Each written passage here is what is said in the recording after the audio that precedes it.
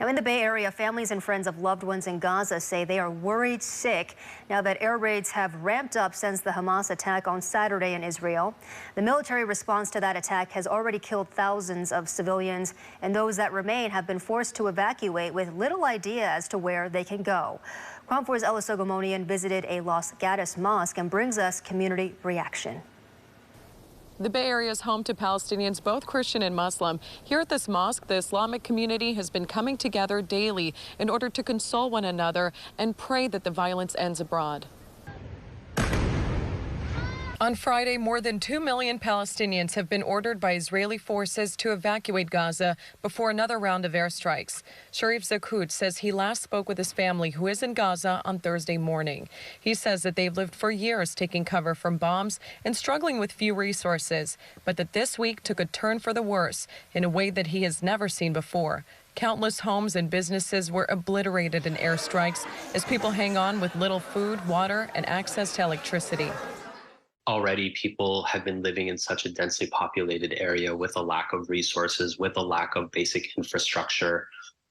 This is desperate times, and really the Israeli government is more or less issuing a death sentence for people in Gaza at this moment. The California Office of Emergency Services shared concern over any potential violence spilling over into the Golden State. Now some synagogues, churches, and mosques are considering heightened security.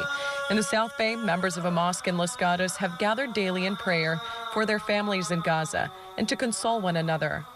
It's scary, we're worried, we're traumatized, we're constantly in shock at how much worse it's getting in Gaza. And we've just been sitting and we've been praying, and messaging them is difficult, obviously, because all electricity is cut off and communication is sparse. So, we're checking on them and texting, and we know that they are trying to evacuate, but there's really nowhere to go. When asked if she's worried about her personal safety here in the Bay Area, she went on to say that her concern still lies first and foremost for the safety of the people in Gaza.